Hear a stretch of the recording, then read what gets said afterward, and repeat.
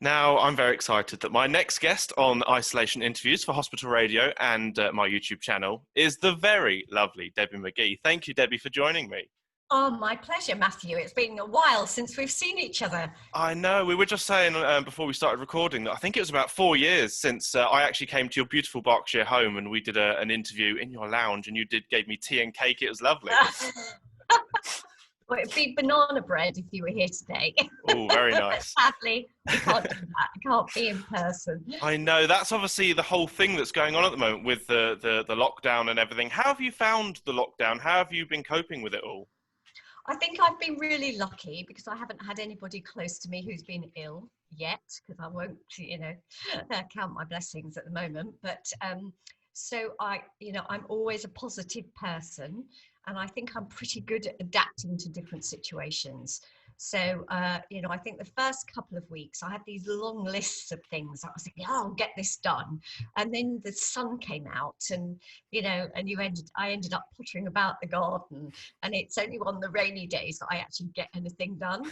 I really missed seeing my mum. I think that's the biggest thing for everybody if you're not living at home. But now that we can actually, include somebody in a bubble, and I've been on my own and she's been on her end. So I get to see her at least once a week now. So that's good. Now, obviously, everyone's been adapting, doing things online like we're doing Zoom now and Skype and all that. And people have been doing, classes like gym classes, dance classes, so many different things. I mean, and also I think it's also people have been doing new things. And you've actually started your own little podcast, which I've listened to a couple and they are fantastic. Oh, thank you. Yes, I'm really thrilled with it, Matthew. It's called Spill the Tea with Debbie McGee. Give it a plug there. And I started off by just telling stories from my life. And I did about 5, I think.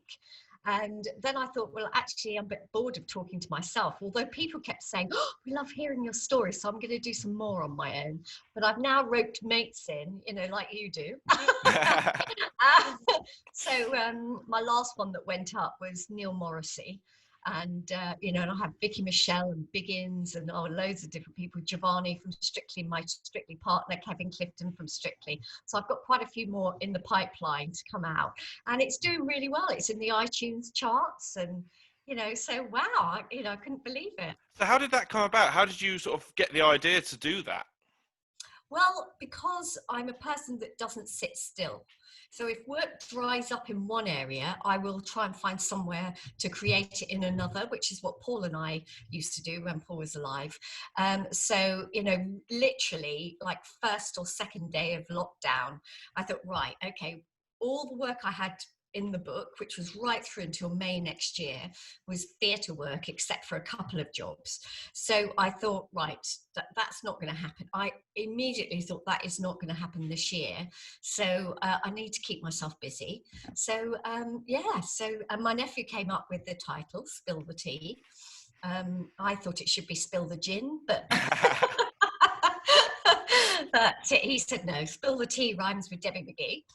And he's been editing it for me. And like me, he's had a programme on BBC Radio Berkshire. So, and he's a bit more techie than I am. Although I have to say, if anyone would say to me, what have you really learnt new in the lockdown? I would say technical things. And so many problems I've had with my computer that I've actually worked out myself. I keep patting myself on the back because, I always had people around that would just, click, my computer's gone wrong, can you help? But of course you can't take it to anybody. They can't come over and look at it. So I had to work so many things out. So, yeah. I mean, I would say I've done exactly the same. I've never used Zoom before lockdown. I think a lot of people were in the same boat. So I've learned that. I learned video editing, which is something I've never done before. So I would say I've learned a few skills as well through this whole situation. Really good. And you're going to put this up on YouTube. I mean, that's not easy, is it? That's something else that I learned as well. Yeah. Good on you. Yeah. But when I first met you, what I loved about you, Matthew, is that, you are a go-getter. You don't ever sit still, and you keep knocking and knocking and knocking, don't you? I was going to say, one of these things I've learned is you kind of have to have persistence, because if you don't, without persistence, you kind of either give up a bit too early. You just have to have that sort of go-get spirit. You've got to know when to give it a rest and to not push too much. But I think there's that kind of fine balance between just enough and too much, really. Do you know what's really interesting that you should say that is that when I was a kid, there was a pop star called Adam Faith, and he then became an actor and he did loads of stuff, a real cheeky, chappy, lovely guy. And I can remember he had put a quote in the Daily Mail years ago, and I cut it out and I put it on my computer in my office, and I had it up there for years. And it was, there are loads of people out there with talent, but the ones who persevere succeed. That And is a it's really nice so thing. true. And people give up and they don't realize that every successful person, it's, you know, you don't take no for an answer, and you keep, yeah, just knocking on those doors, and one day one of them will open. I mean, you say you see some of these people who have, you know, you sort of had a sort of a short spill of success in recent times, but there's a lot of hard work that went in before they got to that point, Absolutely. that you never necessarily see.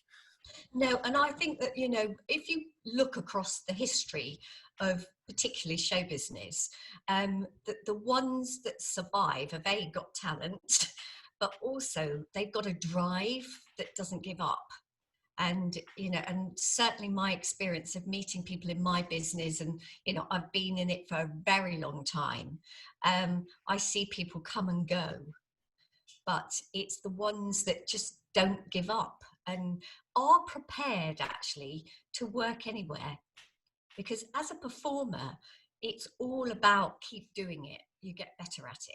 So if you sit back and think, oh, the phone hasn't rung, you're not out there honing your talent.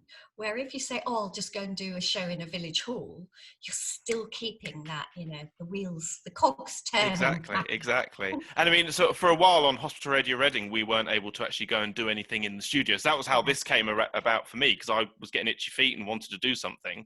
And I thought, what can I do from home? And I'm sure you know, obviously you've been the same with the podcast and obviously with the Radio Berkshire show. I mean, how has that been for you? Because obviously that I imagine was a bit strange. Yeah, I suppose I'm sort of furloughed at the moment, and I really can't see me being back in the future, if I'm honest, because local BBC radio have cut back a lot during COVID, and people are doing longer slots.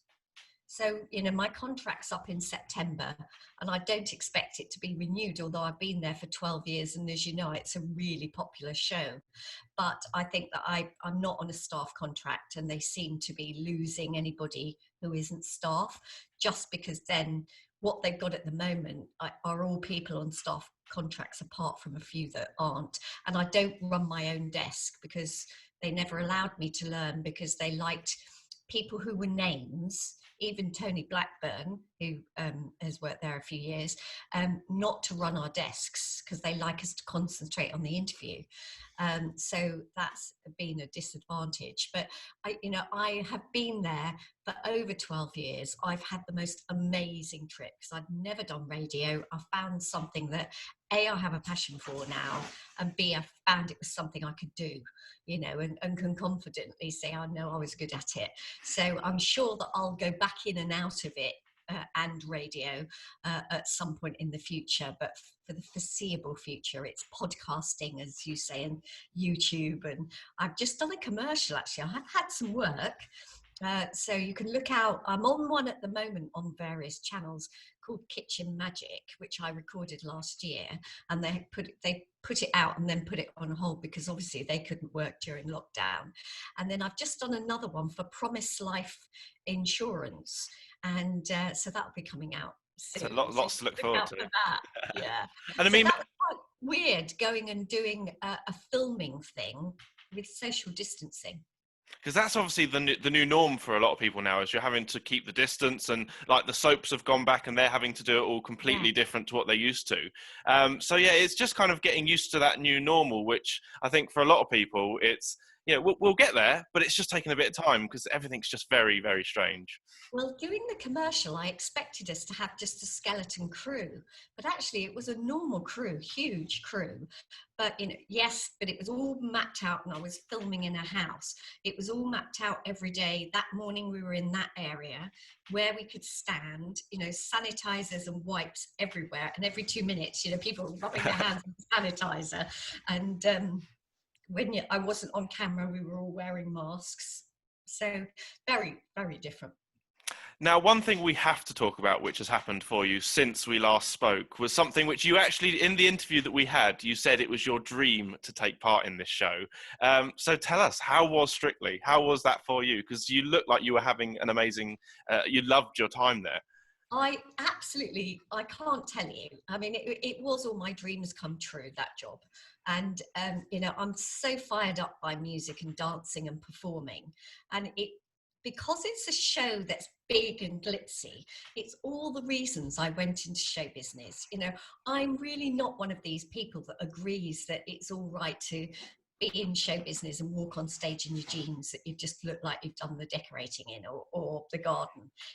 I think show business is taking your audience out of their normal lives. And when I was a little girl, I used to watch all these glamorous shows and movies and think, oh, how wonderful to live a life like that. Now, of course, even performing, it isn't quite like that. But I just think, when people are watching you, if you can take them out of their humdrum lives, or make them think they would be dancing with that person in a beautiful costume, which you do on Strictly, I think it's a fantastic thing, rather than being just like they are. And it's not kind of looking down on people. It's not like that. It's just, I don't want to watch people who would just look like I look when I'm in the kitchen. I was going to say, it must have also been extra special because obviously Paul had done it before you, and he'd had such a great time on it. So in a way, were you kind of doing it in his memory sort of thing? I just felt he was always with me. And when he did it, I was so jealous. I wanted to do it, but of course not really. But no, I just, I did think of him because he always wanted me to do it. So it was, I can't tell you, it was like being at the best party every day, even though it was really hard work. And I mean, really hard work. And by that final, you are completely burnt out. I mean, just, you haven't got an ounce of energy left. How I got through the final, I do not know, but adrenaline keeps you going. But what I've said to people about that program is, it's the one program or the one job I've done in my life where every single person involved wants you to do your best, look your best, and they're rooting for you. They're not criticizing you. The hair and makeup girls are going, right, how can we make you look better? The girl that used to, in the studio, or boy, it depended, each week was different, would get my cup of tea or say, you haven't got time for lunch, Debbie, do you want me to go and get you something? They all were like, oh, we're so excited, can't wait to see you dance this week, and there's a huge amount of love in that program. There's no bitchiness. It's just all pushing you to be not to be the best, to be the best you can be. And I think that's why 99% of the people that do the program come away from it with very happy memories. And that's the other great thing, is that you get so many of these sorts of shows where the contestants, you can tell they're not getting on, whereas all of the contestants on Strictly all support one another as well. So even if you obviously want to do well yourself, but you want everyone else to do the best they can as well and learn. And you feel really gutted when somebody goes, and I think that the program, that everyone should stay in till the end. I think there should be a winner, but I think it should be that everybody stays in. I hate the fact that people have to go, because you just get to know them and then they're gone sometimes, I mean, what would you say was the sort of the main thing you either learnt from the show or that you've taken away from the show that will stay with you forever? No one's ever asked me that, Matthew. I have to think about that a bit. I mean, I don't know. When I think about the show, I still smile. And what did I take away from the show? There was so much, but I think the biggest thing was probably it gave me a confidence I didn't have before. And I imagine, I was going to say, I imagine that, doing a show like that, obviously it does build your confidence, because you're going out, you're doing something you've never done before, all these different types of dance. And I mean, you're also learning about the different types of dance as well, I imagine. It's really hard. So and especially as you do it live and you get one chance on a Saturday, it's a real achievement. You know, when you get through that dance and you haven't made a mistake, you know, and which most of us make a little mistake somewhere. But I think for me, the biggest thing that not that I took away from it, but that happened in my life was the public and press and other people in my business saw me through different eyes. I think that and I think in a way that's what's given me confidence, that before I knew that, you know, most people perceived me as just the little magician's assistant who, when I was younger, stood there looking pretty, didn't think I really had a brain and all of that. And Paul always knew what I was capable of. And also being a magician's assistant is to be a good one. There's a lot more to it than just standing there. And it's not like misdirection or whatever, it's timing. You know, if you move while the applause is going on at the end of a trick, the audience will, or the magician will lose their applause. So there's all sorts of things that you tweak and learn. And I think doing Strictly made people realize that actually there is a lot more to Debbie McGee than they thought. And I'm only saying that because that's what people have said to me.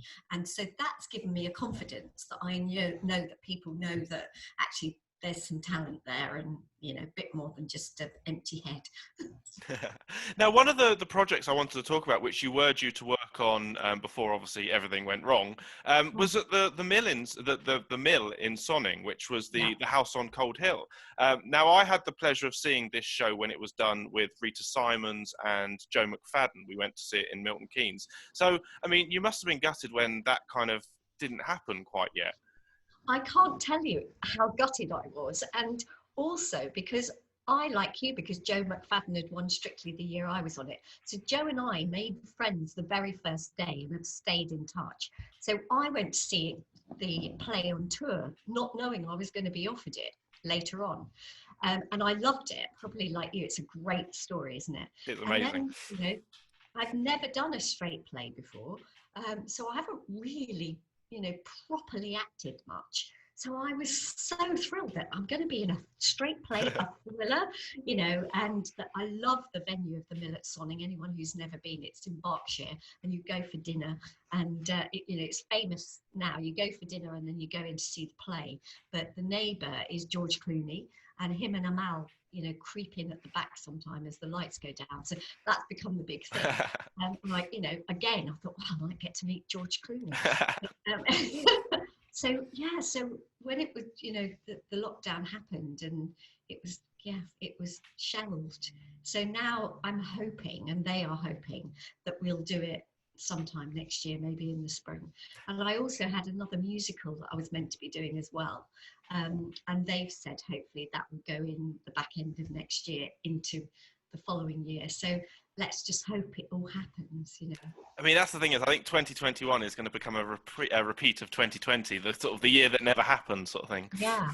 Yeah, well, absolutely, because I know loads of tours and shows that have now just literally been booked a year later, a bit like all the weddings, isn't it? And you know, my sister had a big birthday this year, but she's going to have a party next year. Because everybody's kind of just, let's just move it all to 2021. So had you actually got to starting rehearsals, or literally was it before even that happened? No, before I was due to start rehearsals on the 30th of March, and of course we went into lockdown. I think it was the 23rd, wasn't it? So I actually was away showing off here, sailing. Some friends had invited me sailing in the Caribbean. So there were 5 of us, and we'd gone, you know, long before lockdown. And I literally, it was a bit dicey as whether I'd get back. I got back on the 19th of March. But the last 3 days we were in a marina, you know, stuck on a boat in the sunshine.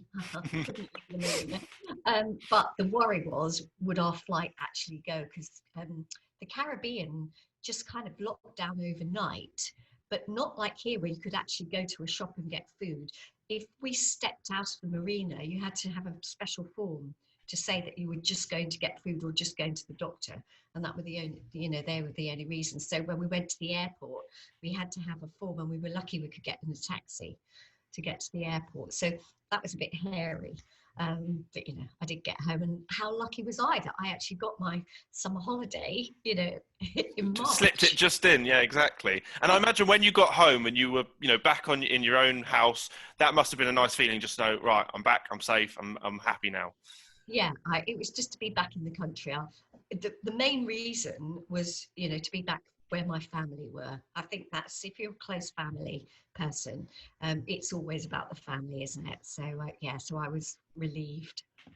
Now, I just want to say it's been an absolute pleasure talking to you. I mean, I could talk to you for hours and hours. But yeah, thank you so much for taking time to chat to me. Is there any messages you would like to give to anyone who's listening in hospital or anyone watching online? Yeah, absolutely. I mean, first of all, of course, I have to thank all the NH staff and anybody else, NHS, but anybody that's had to work through this to keep our lives going, delivery people, shopkeepers for food, everybody has risked their lives to make ours more comfortable. And, to anyone in hospital, because you haven't been able to see friends and family, and hospital is a horrible place to be in anyway, because you're never, you're there because you're ill.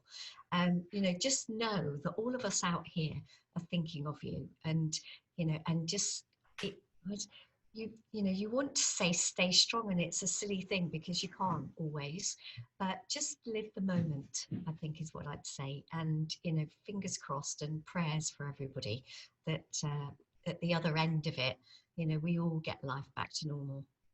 I just want to say, Debbie, it's been an absolute pleasure. Thank you so much for giving up your time. Of course, keep safe. And yeah, thank you very much.